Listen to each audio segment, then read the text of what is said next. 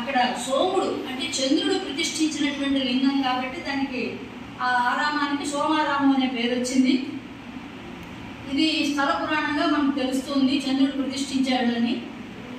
అంతేకాదు అసలు ఈ ఆరామ క్షేత్రాలన్నీ ఎలా ఏర్పడ్డాయంటే మరి తారకాసురుడు సంహరించినప్పుడు అతని మెడలో ఉన్నటువంటి లింగాన్ని కుమారస్వామి 5 ముక్కలు చేశాడని, ఆ 5 ముక్కలు 5 చోట్ల పడ్డాయని, అవే ఆరామ క్షేత్రాలుగా ఏర్పడ్డాయని మనకి కథనం తెలుస్తూ ఉన్నది. అమరారామం ఆ గుంటూరు జిల్లాలోది, మిగతావన్నీ గోదావరి జిల్లాలో.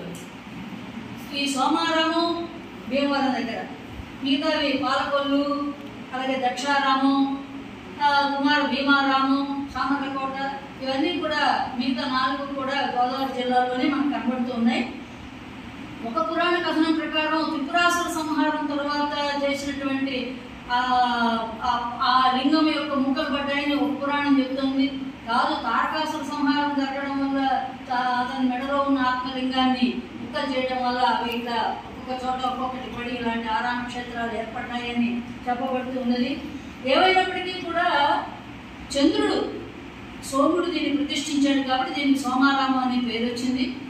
తన గురువు అయినటువంటి బృహస్పతి భార్య తారను మోహించాడు చంద్రుడు. ఆ పాపాన్ని పోగొట్టుకోవడం కోసంగా ఆయన ఇక్కడ శివుడిని ప్రతిష్ఠించాడు అనేటువంటి ఒక ఐతిహ్యం కూడా వినబడుతుంది. ప్రజలు అలా విశ్వసిస్తూ ఉన్నారు. ఇక చారిత్రకంగా చూస్తే శివభక్తుడైనటువంటి రాజు 892 నుంచి 922 మధ్యలో పరిపాలన చేశాడు ఆ ప్రాంతాన్ని. చాళుక్య భీముడు అనేటువంటి ఆయన ఈ స్వామికి దేవాలయాన్ని నిర్మించాడని, ప్రాకారాలు కట్టించాడని, అలాగే గోపురాన్ని కూడా నిర్మించాడని మనకి చారిత్రకమైనటువంటి ఆధారాలు కనబడుతుంది. అష్టమూర్తులైనటువంటి ఈశ్వరుని యొక్క ముఖాల్లో సర్జోజాతము అనేటువంటి ముఖం ఈ సోమారామంలో ఉన్నటువంటి శివలింగం రూపంలో ఆయన అక్కడ పూజలు అందుకుంటున్నాడని, సర్జోజాత రూపంగా పూజలు అందుకుంటున్నాడని చెప్తూ ఉన్నారు. ఇది శ్వేతవర్ణంలో కనిపించే శివలింగం. కాకపోతే విశేషం ఏంటంటే ఈ ఆలయంలో ఉన్న విశేషం ఏంటంటే మరి ఈ శ్వేతవర్ణంలో ఎప్పుడు కనిపించేటువంటిది అమావాస్య దగ్గరికి వచ్చేటప్పటికి బూడిద వర్ణంలోకి, గోధుమ వర్ణంలోకి మారిపోతూ ఉంటుంది ఆ శిల. అది ఏమిటనేటువంటిది చంద్రశిల కాబట్టి అలా అవుతూ ఉన్నదని కొంతమంది అంటూ ఉన్నారు. మొత్తం మీద మిగతా అప్పుడంతా కూడా అమావాస్య ముందంతా కూడా పౌర్ణమి ఆ ప్రాంతంలో ఇది తెల్లగా శ్వేతవర్ణంలో కనబడుతూ ఉంటుంది. ఇది స్ఫటిక లింగం.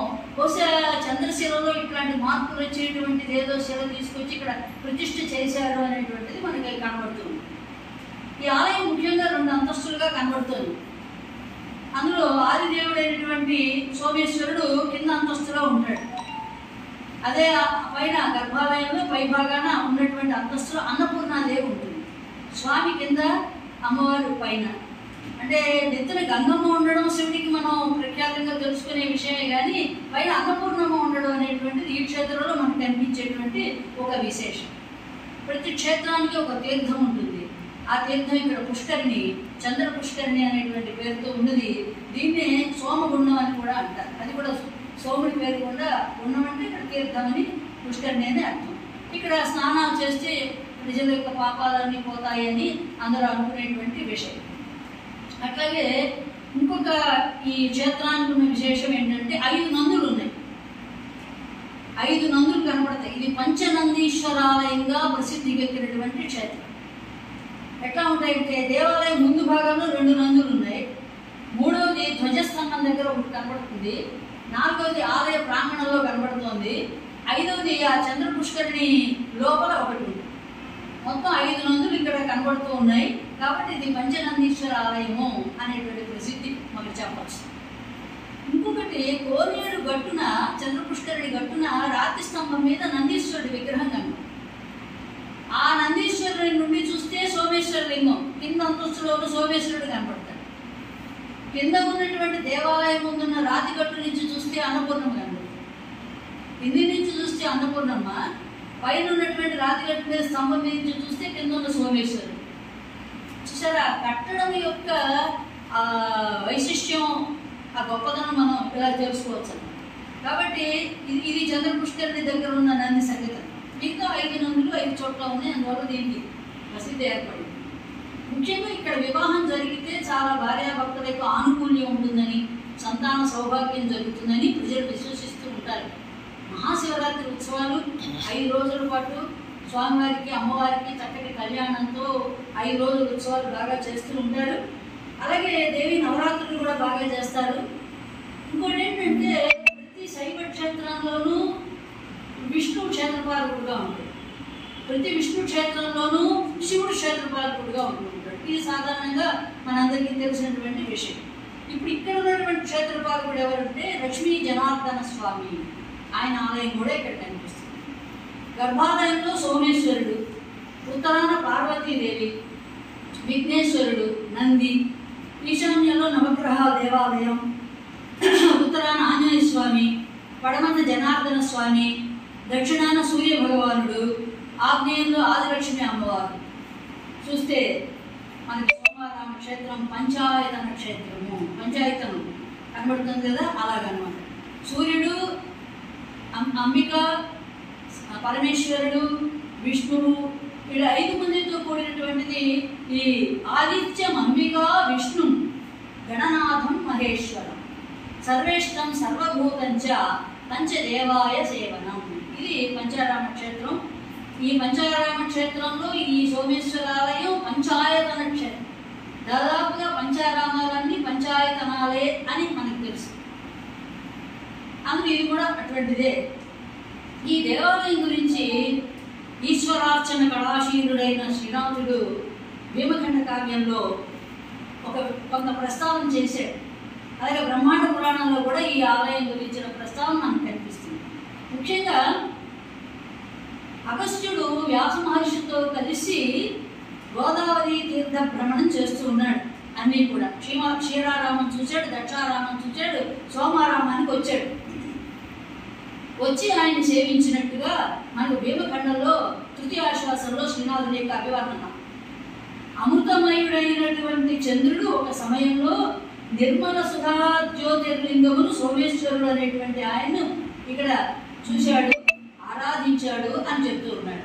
అమృతమయుడైన సోముడు సమయంకున నేమహేషు సంస్థాపించను విమల సుధా జ్యోతిర్లింగము సోమేశ్వరుని నీలకంటూ భజంతు అని చెప్పేసి ఈ శ్రీనాథుడు ఇట్లాంటి విషయాన్ని గురించి చెప్పాడు. ఏదైనా సోమతీర్థంలో స్నానం చేయడం, సోమేశ్వరుని సేవించడం అనేటువంటిది చేసినటువంటి వాళ్ళు ఈ జన్మలోనే కాదు పూర్వజన్మలో చేసిన పాపాలన్నీ కూడా పోగొట్టుకుంటారు అనేటువంటి విషయాన్ని శ్రీనాథుడు చాలా విపులంగా వర్ణన చేశాడు.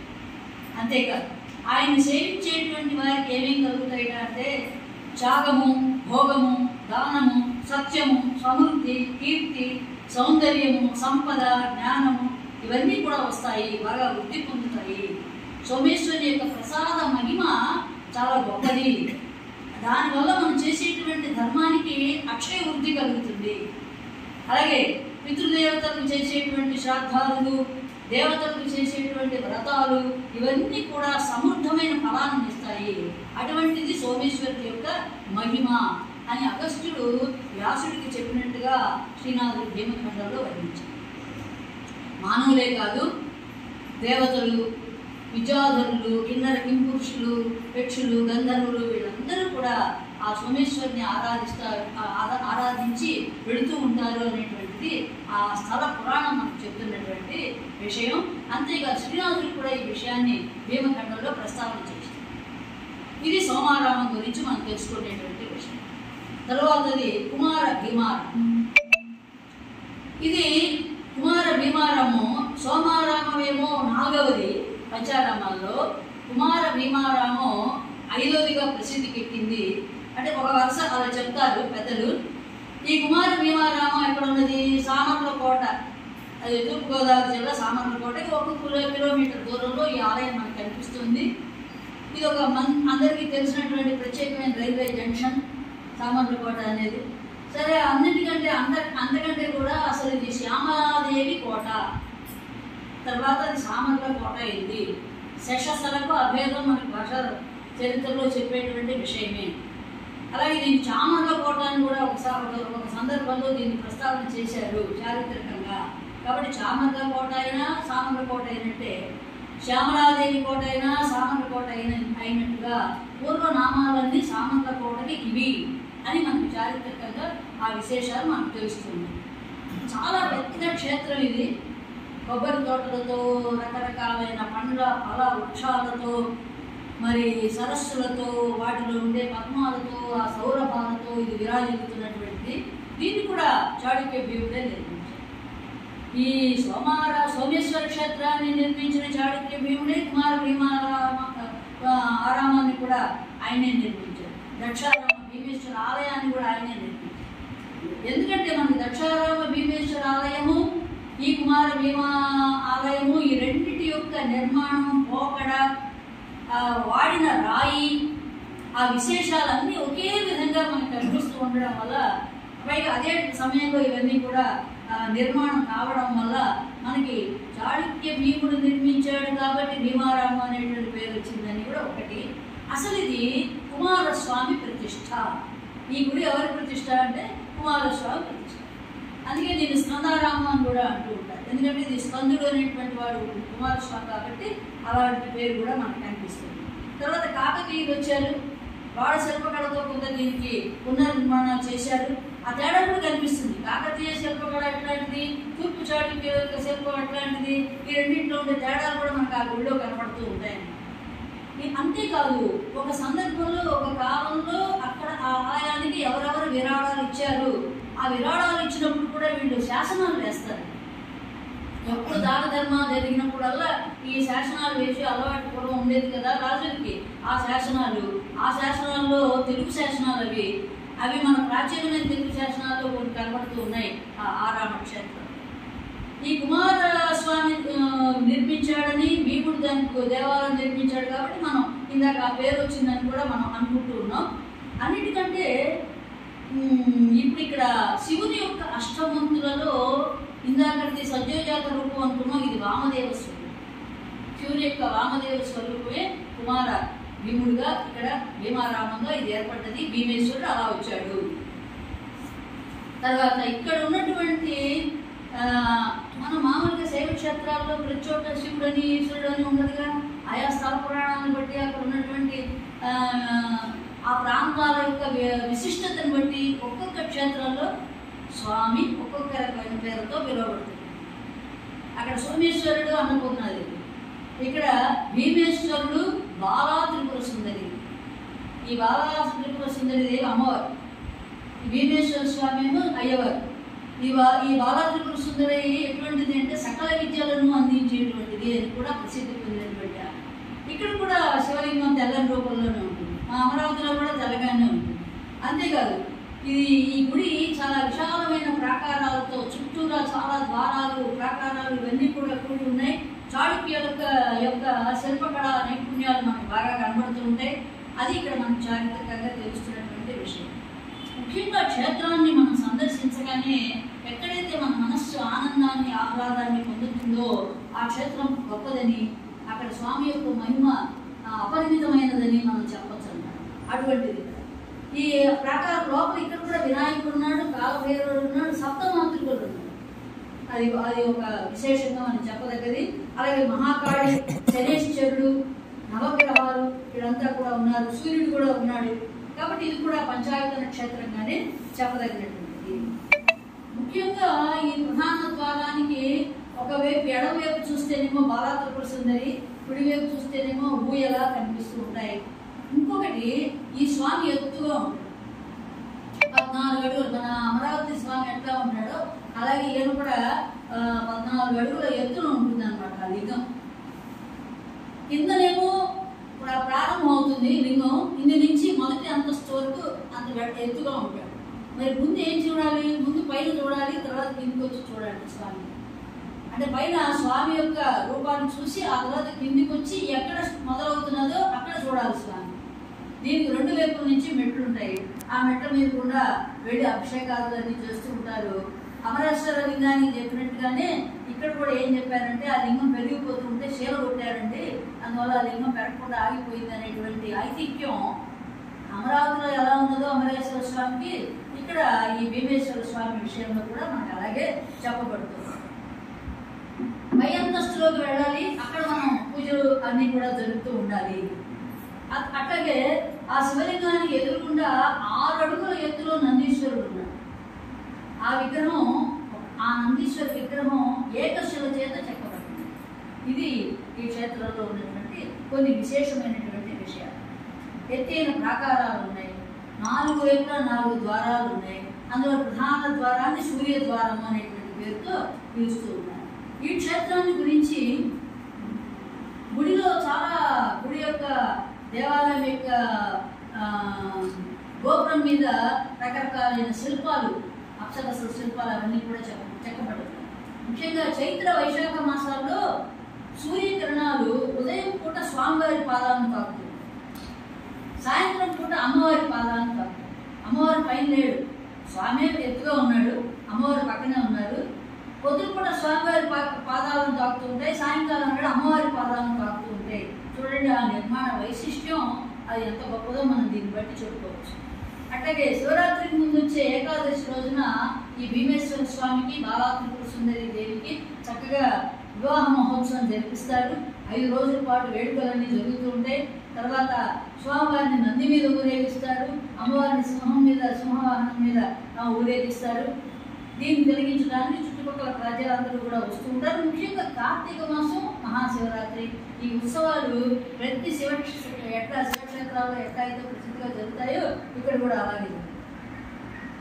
బ్రాహ్మీదత్త వరప్రసాదుడైనటువంటి శ్రీనాథ మహాకవి ఈ క్షేత్రం గురించి కూడా బాగా చెప్పాడు. పంచారామ క్షేత్రాలు అన్నీ చెప్పాడు.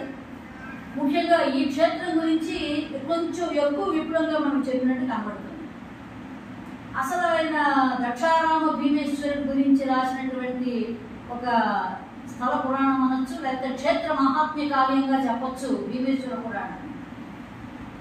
దక్షారామ భీమేశ్వర ఆలయం గురించి, ఆ స్వామి గురించి చెప్పేటప్పుడు వ్యాస మహర్షి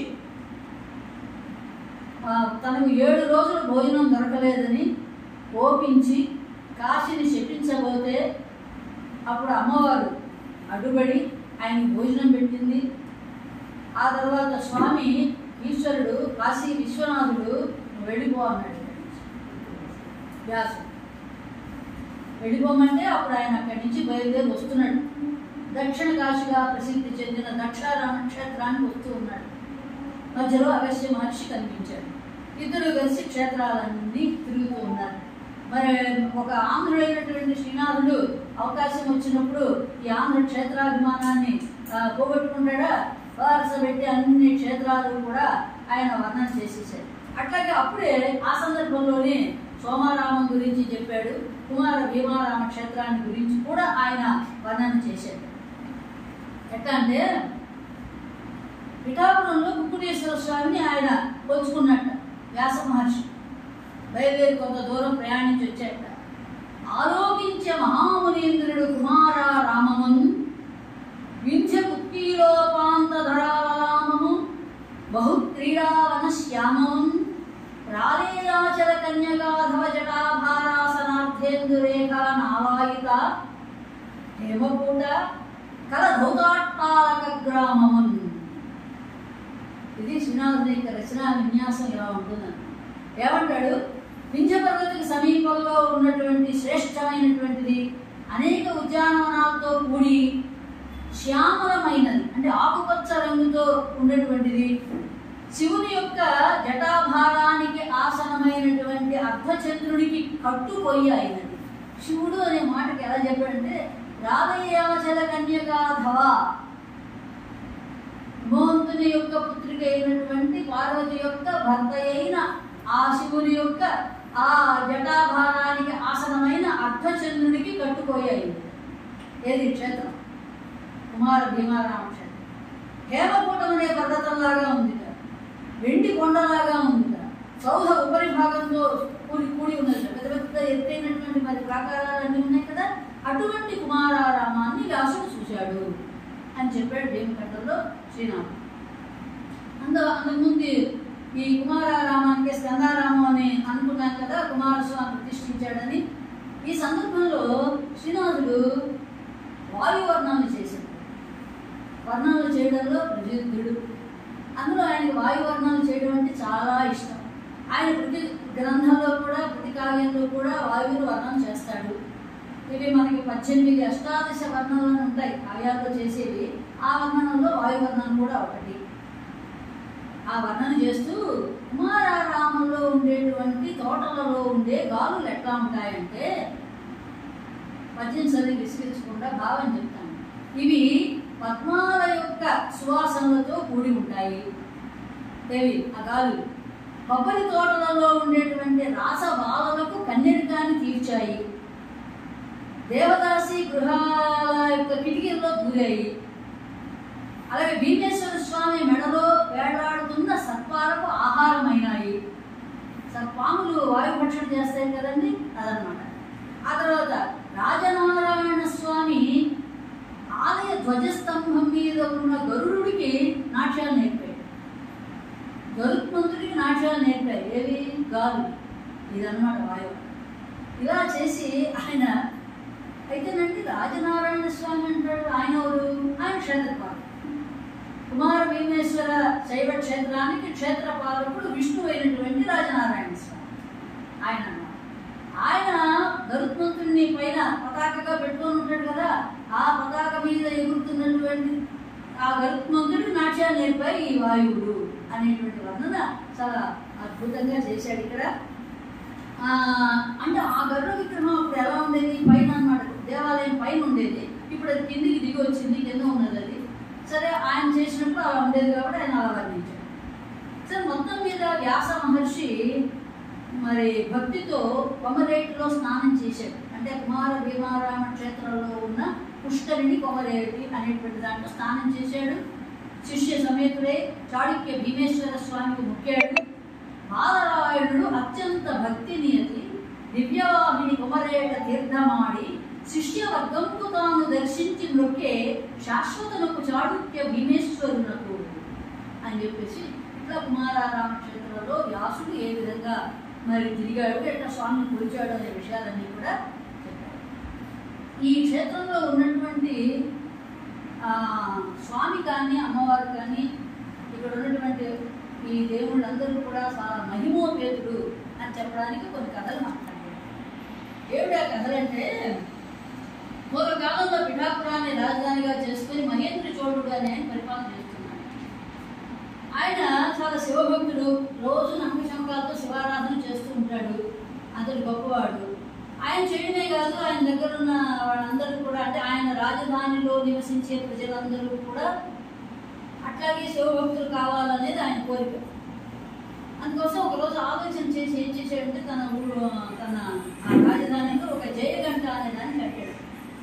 కట్టేసి ఆ గంట 3 వేళలో మోగిస్తాము, ఆ గంట మోగంగానే ఇక్కడ వాళ్ళు ఇక్కడ పనులన్నీ వదిలేసేసి గుడికి వెళ్ళిపోవాలి, శివాలయానికి. అక్కడికి పోయి అక్కడ అందరూ కూడా స్వామిని ఆరాధించాలి అని ఒక నియమం పెట్టాడు. దీన్ని ఎవరైనా ధిక్కరించారనుకోండి వాళ్ళకి శిక్ష పడుతుంది, రాజుగారు శిక్ష వేస్తారు అని చెప్పి చాటింపు వేయించాడు. ఒకరోజు ప్రజలంతా 3 వేళలా వాళ్ళ పనులున్నా, ఏ స్థితిలో ఉన్నా, ఎక్కడున్నా అట్లా వెళ్ళిపోయి గుడికి వెళ్ళిపోయి ఆ శివారాధన చేస్తూ ఉన్నారు. ఒకరోజు దంపతులు ఇద్దరు, వాళ్ళ పేరు ఏమిటంటే అచ్చయ్య వరాలమ్మ అనేటువంటి వాళ్ళు, ఇద్దరు దంపతులు బాగా పేదవారు. వానాకాలం వస్తుంది, గుడిసె వేసుకోవాలి, తాటాయి గుడిసె అని చెప్పేసి పని చేసుకుంటూ ఉన్నారు. ఆ పనిలో నిమగ్నమై వాళ్ళు శివనామాన్ని జపిస్తూ పని చేసుకుంటున్నారు. కానీ వాళ్ళకి వినపడలేదు ఆ జైలు. వినపడితే వాళ్ళ పనిలో నిమగ్నమైపోగానే వెంటనే రాసి పట్టుకొచ్చి వాళ్ళని తీసుకెళ్ళిపోయి రాజుగారి ముందు నిలబెడితే ఆయన వాళ్ళకి శిక్ష వేయండి, జైల్లో పెట్టేసేయండి అని చెప్పాడు. అంటే మా వాళ్ళు మొత్తుకున్నారు, ఎంత మొత్తుకున్నా వెళ్ళలేదన్నమాట ఆ రాజు. తినకపోతే అప్పుడు వాళ్ళ జైల్లో పెట్టేసేసి మేనకుండా ఊరుకున్నారు. ప్రజలంతా భయపడ్డారు, ఇదేమిట్లా బాబు అనుకున్నారు. కానీ ఆ రాత్రి రాజుకి కళ్ళలో కనపడ్డాడు స్వామి, భీమేశ్వర స్వామి కళ్ళలో కనపడి, ఏమి కర్మ వాళ్ళ పనేదో వాళ్ళు చేసుకుంటున్నారు, నీ భక్తిని నువ్వు వాళ్ళ మీద ఎందుకు రుద్దుతావు?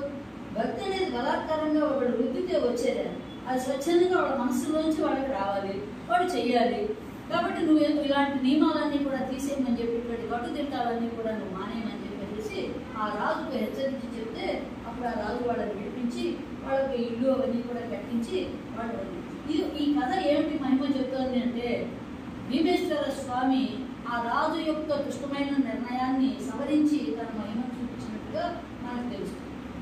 అలాగే మరొక కథ, ఇట్లాంటి కథలు మరి ఆ క్షేత్ర మహిమని చెప్పేటువంటి కథలు కాబట్టి మరి ఇలాంటివి చెప్పుకోవడానికి తప్ప ఇంకా సాహిత్యపరమైన విషయాలు ఏమి ఉండవు కాబట్టి ఒక బండబడుద్ద అయినటువంటి బ్రహ్మయ్య అనే వాడి కథ చెప్తుంది. పూర్వం రోజుల్లో గురువులందరినీ వ్యాసులు అంటుంటారు. వ్యాసుల వారు అని పూర్వం పురాణాలు చెప్పేవాళ్ళు కూడా వ్యాసుల వారు అంటూ ఉంటారు. అదొక మధురపల్లి మాణిశాస్త్రి గారు బాపట్లలో కానీ గుంటూరులో విజయవాడలో అన్ని చోట్ల ఆయన 40 రోజుల పాటు చెప్తూ ఉండేవారు. శాస్త్రి గారు కొంతమంది, వ్యాసుల వారు అని కొంతమంది. ఎవరైతే పౌరాణికమైన విజ్ఞానాన్ని అందిస్తారో వాళ్ళకి ఆ పేరు. సరే, మొత్తం మీద ఒక ఊళ్ళో గురువు గారు ఉన్నారు. ఆయన కొంతమంది శిష్యులు తయారు చేస్తున్నాడు. వాళ్ళందరూ ఆయన దగ్గర చదువుకుంటున్నారు. కొంతమంది బండబడుద్దాయి ఉన్నారు, కొంతమంది ఆలస్యంగా వచ్చేవాళ్ళు ఉన్నారు, కొంతమంది ఏకసంతగ్రాహులు ఉన్నారు, కొంతమంది ద్విసంతగ్రాహులు ఉన్నారు. రకరకాలైనటువంటి శిష్యులు ఉంటారు కదండి. అందరూ మనకు తెలిసిన విషయాలు ఇవన్నీ కూడా. మనం ఎప్పుడైతే ఉపాధ్యాయ వృత్తిలో ఉంటామో ఇట్లాంటి వాళ్ళందరినీ చూసిన వాళ్ళం అన్నమాట 35 సంవత్సరాలు. కాబట్టి వీళ్ళందరూ ఇలాంటి శిష్యులంతా ఉన్నారు. అందులో ఒకడు ఉన్నాడు బ్రహ్మయ్య అని. వాడి బండబడుద్దాయి అన్నమాట. అసలు ఎలా ఏమిటి వాడు రాలేదే, ఆ బ్రహ్మయ్య రాలేదే అని అడిగాడు గురువు గారు మిగతా పిల్లలు. అడిగితే వాడు ఎప్పుడు వచ్చాడండి, ఎప్పుడన్నా సరిగ్గా సమయానికి వచ్చాడా, తరగతి గదికి రాలేదు కదా. ఒకవేళ వచ్చిన వాడికి ఏమర్థం అవుతుందండి మీరు చెప్పేది, ఆ గోడంతో వాడంతాను చెప్పినా అర్థం కాదు. వాడికి ఏమర్థమైందో వాడు మళ్ళీ తిరిగి మనకి చెప్పడు, వాడు మళ్ళీ వదిలేడు పాఠాన్ని, ఏమీ చేయడు. అంటే అట్లా కాదురా, వాడు కూడా చదువుకోవాలి కదా, వాడు ఎక్కడున్నాడు పదవి చూద్దామని చెప్పేసి అంతా వెతికితే చివరికి వాడు ఆ చెరువు పెట్టిన గురువు గారి బట్టలన్నీ ఉతుకుతున్నాడు. గురువు గారు విడిచినటువంటి బట్టలన్నీ ఉతకడం, ఆరేయడం, ఆమె గుడ్డలన్నీ చక్కగా మట్టలు పెట్టడం. వాడు ఏదో శివ శివ అని వాడి చేత అయిన పాటలు ఏదో పాడుకుంటున్నాడు. పాటలు ఏవో పాడుతున్నాడు శివుడికి సంబంధించినవి భక్తితో పాడుకుంటే ఆ పనులన్నీ చేస్తున్నాడు. గురువు గారికి చాలా జాలేసింది. కానీ తల్లికైనా గురువుకైనా బాగా ఉద్యోగం ఇచ్చిన వాళ్ళ మీద శ్రద్ధ ఉన్నదండి. ఎవరైతే వృద్ధిలోకి రాలేదో వాళ్ళని వృద్ధిలోకి తేవడానికి తల్లైనా ప్రయత్నిస్తుంది, మరి గురువు అయినా ప్రయత్నిస్తారు. కాబట్టి వాళ్ళ మీద ఎక్కువ దృష్టి పెడతారు. కాబట్టి ఈయన వెళ్ళి వాడిని చూశాడు. చూస్తే వాడికి పాప రాహుదశ జరుగుతుంది. వాడికి 18 ఏళ్ళు అయితే కానీ ఆ రాహుదశ పోదు. ఆ తర్వాత గురుదశ రాదు. గురుదశ వస్తే కానీ వాడికి ఏదైనా కాస్త నోట ముక్కైనా వంట పట్టదు. సరే, అప్పుడు వాడిని పిలిచి వరే నువ్వు ఈ రోజు నుంచి వెళ్ళిపోయి ఆ భీమేశ్వరుడికి అభిషేకం చేసుకో, దేవి నవరాత్రులు అమ్మవారికి పూజ చేసుకో, ఆ వినాయకుడు ఉన్నాడు ఆయనకి పూజలు చెయ్యి, అన్నీ చేయమన్నాడు. సరే, వాడి గురుదేశం వచ్చిన తర్వాత వీడు చేసే పూజలన్నీ సఫలీకృతం అయ్యాయి. సరస్వతి అమ్మవారు కూడా ఉంది కదా అక్కడ, అది కూడా పంచాయతీ క్షేత్రమే.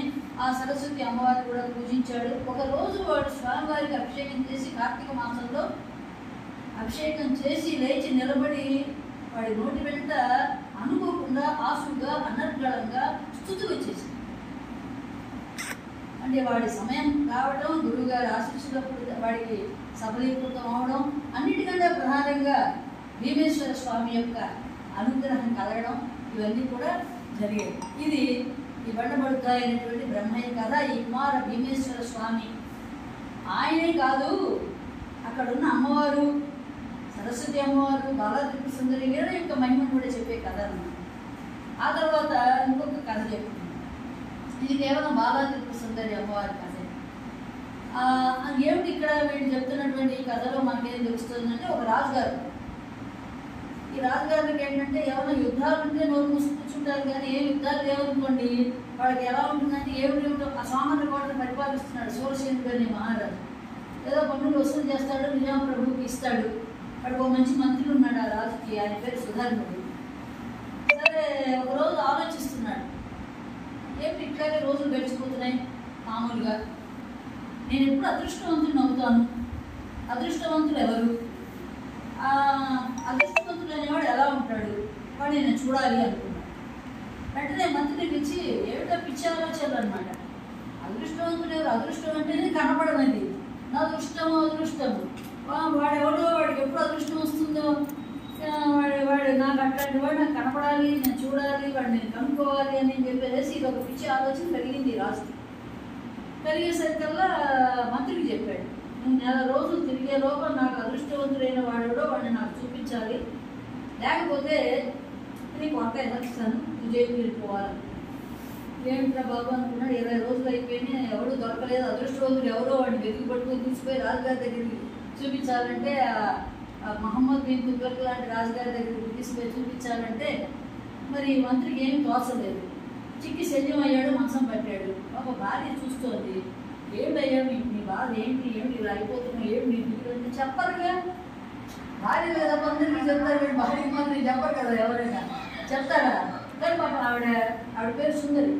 ఆవిడ బాధపడి ఏంటి మనం వైద్యం చేయించుకో, ఏదైనా చేయించుకో. ఎలా కాదు, ఇట్లాగా ఇది సమస్య, నేను అదృష్టవంతుడు చూపించాలి, ఇంక 10 రోజుల సమయం ఉంది. ఆవిడ బాలాత్రిపుర సుందరి అమ్మవారిని కొలుస్తుంది ఈ సుందరి. అప్పుడు ఆమె ప్రార్థించింది, అమ్మవారి దగ్గరికి వెళ్ళి ప్రార్థిస్తే అప్పుడు అమ్మవారి కళ్ళు కనపడి ఒక ఉపాయం చెప్పింది. ఆ ఉపాయం ప్రకారం తెల్లవారి ఒక గుమ్మడికాయ తీసుకొచ్చి మంత్రి చేతిలో పెట్టింది ఆయన భార్య. ఈ గుమ్మడికాయ తీసుకుపోయి దారికి అడ్డంగా పెట్టేసేయండి, వెళ్ళి మీరు పక్కన దాక్కోండి, రహదారికి అడ్డంగా గుమ్మడికాయ పెట్టండి,